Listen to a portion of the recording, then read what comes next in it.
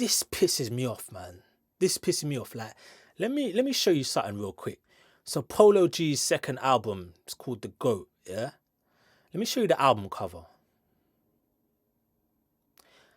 What is that? What is that? What are we looking at?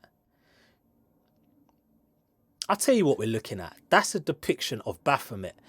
If you don't know what Baphomet is, who Baphomet is, like, go Google that. Like, I mean, like, look it up. You'll quickly connect the dots and understand what I'm talking about. But the reason it's even a point of contention for me or an issue is because it's bait.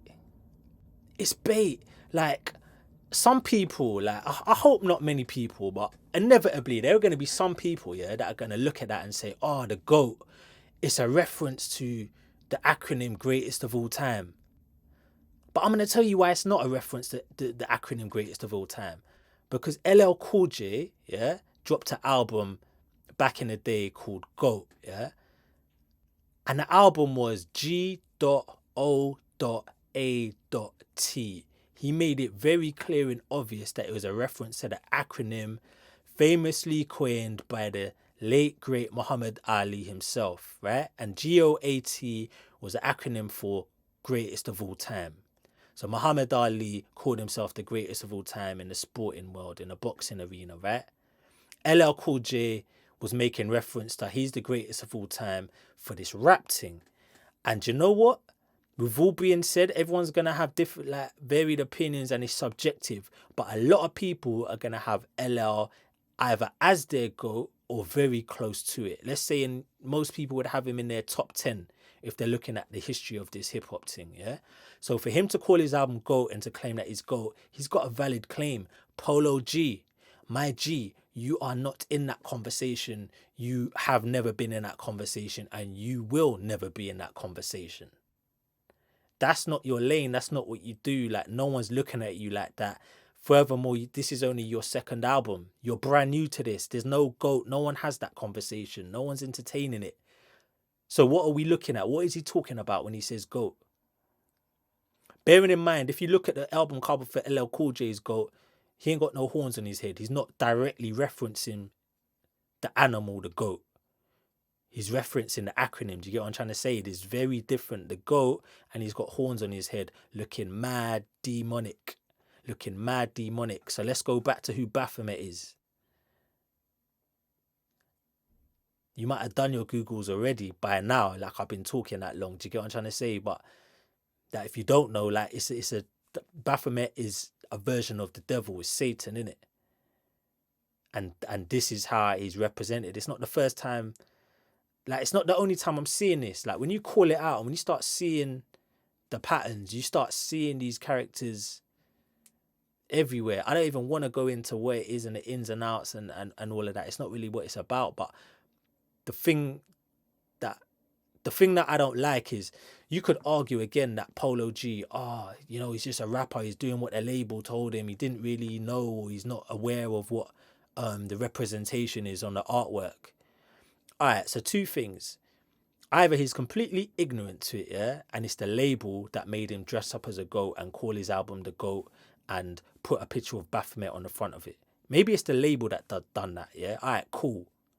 Because when we listen to Leo Cohen talk about how labels move with these young artists, it would come as no surprise that it's the label that done it. Bearing in mind, he's signed to what? Columbia Records. That's the same Columbia Records that LXX Tentacion was on. It's the same Columbia Records that Harry Styles is on. It's the same Columbia Records that Lil Nas X is on. Like, you get the picture, people. Like, you can connect the dots yourself. Like, I'm not even... At this stage, it's just bait, and that's the thing. That's the thing that jars me. So yeah, it could be the label, innit? And he's ignorant to it. But the reason I don't buy that necessarily is because, watch this. Polo G ain't some dumb youth from the hood and don't know nothing about nothing, yeah? Polo G got accepted to Lincoln University to major in what? Broadcasting. Yeah, that's right. He got accepted to major in broadcasting, meaning to say this guy understands communication via photography, communication and messaging via cinematography. Like, he understands that. He was majoring in flipping broadcasting. Do you get what I'm trying to say? So he's going to have an understanding of what the correlation between his album cover artwork is and what the significance and the symbolism is behind that, right? You would think. So I'm not buying that, he never knew. And I'm not buying the whole, it's an acronym for greatest of all time. Like, it's not neither of the above. Like, for me, he's fully complicit in what the messaging in is, should I say, and what the symbolism means. He's fully complicit in that. But since when has devil worship and Satanism and them kind of things been cool amongst our culture? It's never been accepted, or it's never been lit or been cool in our culture. That's not our thing. That's them man's thing. That's their thing. That's never been our thing. Do you know what I mean? So, like, when you listen to Leo Cohen talk, you understand what's going on, or you begin to understand what's going on. But I can't have no empathy or no sympathy. Like, he just wants to make a bag. He just wants to get out of the hood, feed his fat. Like, nah, bomb that. Because you know what? If you ain't part of the solution, then you're part of the problem. Because looking at this, putting demonic, satanic symbolism on an album cover that you went #2 in the Billboard charts with, what's that showing? What example is that setting to kids that are looking at this? That Satanism's lit, it's cool. Like, you don't see what the issue is. Like, that it's an agenda to make your kids turn away from God, or turn away, not even from God. You may or may not believe in God or religion or whatever, but there's good and bad in it. And just looking at the image, like, does it look like anything positive? Let's take away the whole Baphomet thing, yeah? And let's say it's coincidence or it's conspiracy or whatever. Like, take all that aside, yeah? Just look at it. Does it look like a positive image? Does it look good, or does it look bad? There's nothing positive in that image whatsoever. Am I lying?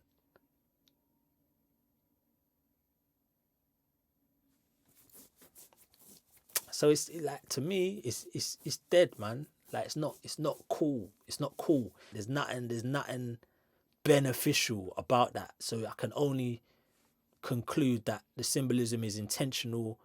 The whole goat thing, you're talking about Baphomet. You ain't talking about no greatest of all time. Not feeling it. Polo G, the album cover's dead. See, I'm not like, look, this is maybe a bit of a reach. Call it what you want. But you know, most albums, the title of the album, one of the tracks on the album will match the title on the album. Yeah? There ain't no track on this album called Goat. And you know why? Because if the track on the album was called Goat, and he was really talking about greatest of all time, he would have to do a track talking about I'm the greatest of all time. He would have to justify why he's called his album that, right? He would have to spaz out on the bars and give someone any reason to justify why he's greatest of all time. Throw his hat in the ring. Make an argument for it. He would have to write a track that makes it believable. And there's nothing to be found on that. So, like, that's how you know. Instead, there's no track called Goat. There's no track about being the greatest or being a lyricist or anything like that. You know what the #2 track on the album is after the intro? It's called Heartless. It's called Heartless. So which goat are we talking about now?